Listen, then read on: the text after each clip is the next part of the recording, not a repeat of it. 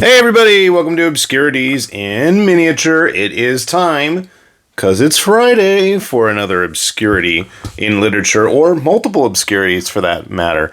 So I noticed the other day that one of the online games, Destiny's Child, was going to be terminating service. And while it was never my type of game to play, I mean, for those of you who are aware or into the online app stuff, it had artwork by Hyung-tae Kim, who is quite an accomplished artist. Did designs for like Blade and Soul back when that was a thing on the PC. He's done a ton of games in Korea. Was it like the War of Genesis? Magna Carta is the one that comes to my mind right away. His Oxide books are always seeming to haunt me every time I go into a Japanese bookstore, and I never have the means to bring them home with me, and I've never been able to pick it up. But the guy's art is gorgeous, and I'm pretty sure he's doing most of the work for Nikkei anyway these days. But again, not my type of game, but that's not the point. That got me thinking about, the fact that a lot of these games at one point in their lifespan probably had books published with the art. And that's one of the things that I absolutely love about most of these mobile games. They have gorgeous artwork. Is some of it derivative? You betcha. Absolutely. Does some of it start to just blend together if you look at too much of it? Most likely. But on my last few ventures overseas, and even here in the States, I've started to keep my eyes peeled for books on that subject from various games that are no longer in service, but still have material out there floating around. Because if you happen to stumble across some of these, you can often get some really great deals. Case in point, this book in front of us, the artwork of Dragon Poker. Nice slipcase, hardcover edition, and I love the fact that you have ribbon bookmarks included for just about every elemental color. But the best part of it is that whopping price tag, 100 freaking yen. Come on. I could not resist. So it's even got like a little, Famitsu type how the game is played. I vaguely recall this game and stuff about it. Unfortunately, installing foreign games on a American device is not the most easiest thing to do, or emulate it or whatever. They do have some of the nice kind of key visual artwork in here as well for all the various banners and stuff. Just a fun little interesting tidbit. I know my son at least somehow set his phone to be designated in Japan as its region, and has tons of bizarre games that I've never heard of, but I haven't ever made the plunge. So what's cool about this book is you've got, at least at the time of its publication, every single character that was in the game in both original and upgraded forms, but just nice full page views. And it's got that kind of squished up SD style that I've always been a fan of. Always appreciated that. And the book is divided into the various elemental colors for the monsters. Gotta have your scantily clad girls in these games, otherwise who's gonna spend their money, right? Personally, I always like the cool looking monsters, but that's just me. Every game's got its market. Then again, when I think about it, the only game that I regularly play on my phone much these days, like actually play, is probably Iron Saga, and that's like a Chinese-Japanese co-developed, mecha simulator, basically. But again, there's just some interesting stuff, and I remember seeing this in like, maybe Moage magazine or something. That was what it was even called. I don't even remember now. Some magazine, I probably saw some of the artwork for this when it was an up-and-coming thing. Did I ever get a chance to play it? I don't think so. But it was neat just to... For 100 yen, I'm like, it's less than $1. I'll happily take a look at it. It's kind of fun just to browse every now and then. I know in my travels we came across many different Monster Strike books, visual books. Here's one that just mystifies me, because it looks really familiar. And again, this was a whole whopping 100 yen. Can I complain at that price? Not really. Can my wife complain that I'm taking up too much room in suitcases? You betcha. Now, this one was published by Hobby Japan, and Hobby Japan tends to have quite nice art books, and I swear to God, this game's artwork looks really, really familiar, and I don't know why. It really reminds me of Rage of Bahamut, but it's not. But, like, some of the artwork really, really looks familiar, and I don't know why. Where did I come across it? Was this translated into English? Did I play it at some point? Did I see, like, this one especially? This image. Hilde. I don't know why it looks so familiar. Maybe I just played too many of these types of games. But again, for 100 yen, I wasn't going to complain. Some of the artists I can recognize, some of them not so much. Again, some of the pieces of art look quite familiar, and I don't really know why. If you guys can help shed the light on it, by all means, please do. What's kind of nice is in the back we have a bit more of a sequence of how the artwork comes together. I swear this looks familiar with the stupid little... Maybe it had a different name in English. This stuff looks really familiar to me, and I don't know why. But the artwork's nice, and it's fun, like I said, to flip through. These are like the perfect kind of like coffee table type books, just to have out and, you know, stare at, flip through every now and then. There's some neat stuff. And again, for less than $1, I'm buying.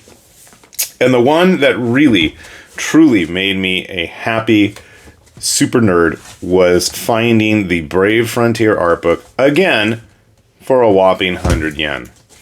This one's in hardcover, no less, with a cover price of 2,700 yen. I'm sure there was a code for limited characters, but man, let me tell you folks, Brave Frontier was like my go-to game for a long, long time.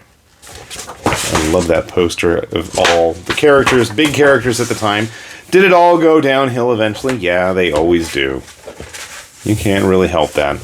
But I love the format of this book. You've got all of the stages of the character art evolution, and Brave Frontier had some of the most over-the-top final sprites for its characters. But then you also get the nice full-page spread of the artwork that they would use, like in the various cutscenes. You even got bits of the animation frames that they would use. And the game just drove me nuts in that there were so many neat characters, but it's just, there was such overkill. And like, man, I mean, I played this game. I never whaled any kind of online game.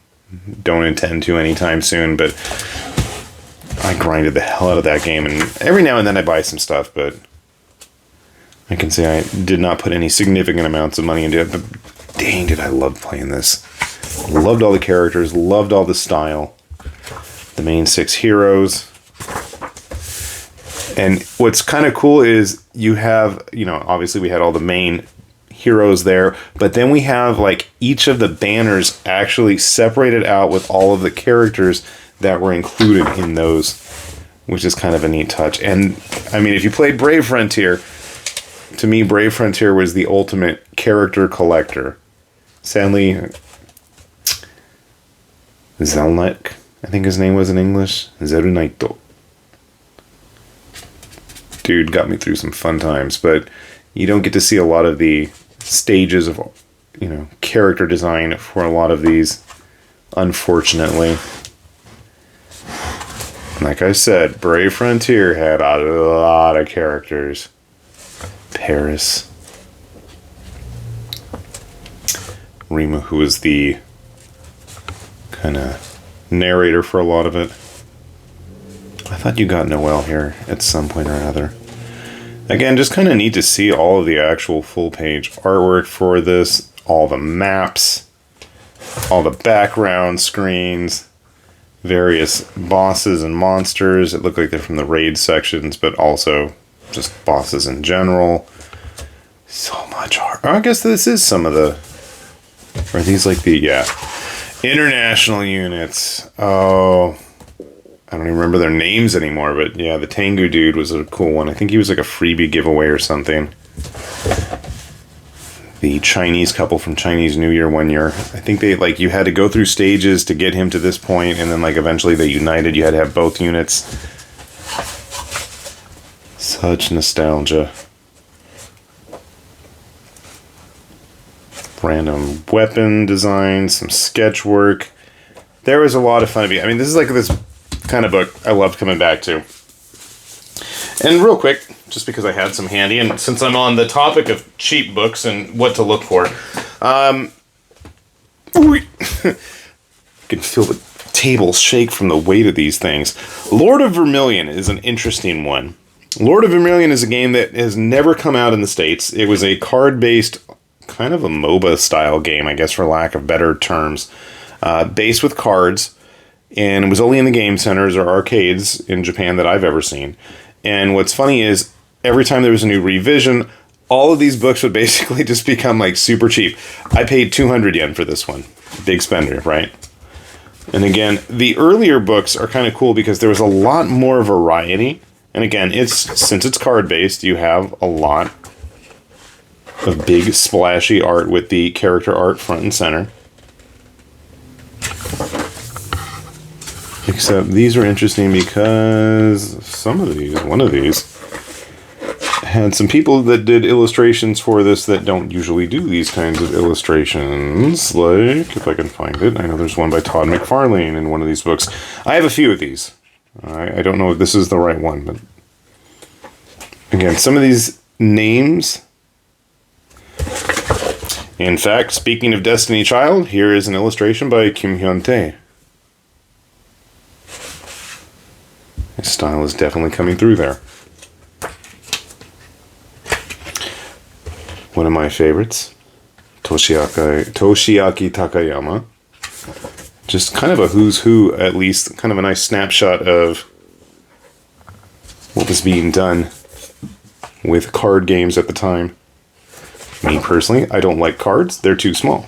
I want big, nice, fancy pictures. That should look familiar to many of you. Amano Yoshitaka. Maybe this isn't the book that had the McFarlane stuff in it.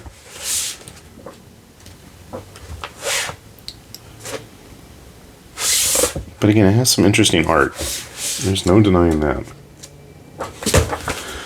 As well as some familiar looking faces for you Valkyrie profile fans out there. I thought Lenneth was in here also.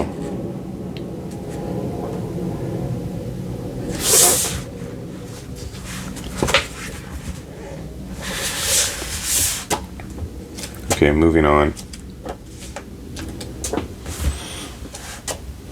Now, like I said, this is one of the earlier books. The earlier books tended to have a lot more monsters in them. And I will say in the back they tended to have, alongside interviews, a lot of actual design and sketch work for how the artists came up with it. Here's a later one. I think I paid like a whopping 800 for this, and it tends to be a lot more of the girly artwork that seems ever so prevalent in these types of games. I mean, they know their audience as well, so it seems. They know who's going to spend the money on these cards, I guess. I'm pretty sure this dude was from Valkyrie Profile as well. He's looking mighty familiar to me.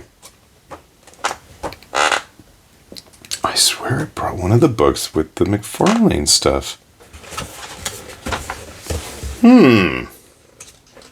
Elizabeth, where have I seen you before? I don't know. Oh, there's another familiar face. Like I said, there's some interesting stuff, and this is, like I said, one of the more recent ones. Some of the artwork, not to my taste. Some of it pretty stinking cool. And again, for the price, can't really complain. And these books as well tend to have a lot of the background design sketches which is always appreciated. Do I have any? Oh, one more. I was going to show you guys. I think I mentioned these before. Maybe I talked about it before. Maybe I didn't. I don't even remember. And if I did, my apologies. But the Sangoku Muso game. No, Sengoku Taisen. Sorry. I can't even Taisen. Anyway, Japanese is not my first language. So there you go. These were put out by Hobby Japan as well. It is all samurai based, but again, a bajillion different artists. A lot of the guys that got their work started in these types of games, in the various doujin circles. Just making cool artwork of samurai dudes and samurai ladies that probably didn't ever dress like this, both male and female, at that time in history. These books tend to be quite expensive, based on their cover prices. But again, I believe I paid maybe 200 or 300 yen for these. And just like the Lord of Vermillion stuff, there are tons, and I mean tons, of these books out there. Again, my man Toshiaki Takayama, if I can read correctly. Shinomanu looks really familiar too. Maybe I have some stuff by them.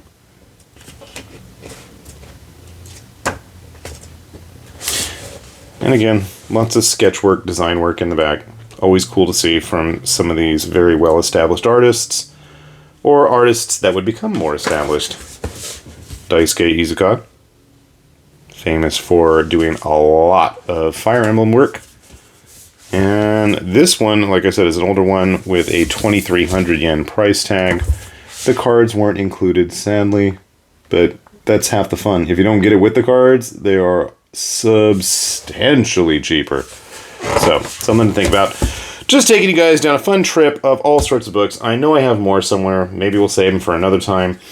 I know I've been trying to track down some of the Chinese and Korean art books that are out there for games like Arknights. Seven Nights is one I always wanted to get. I've seen that plenty of times online. Nikkei, I'm sure, has something published.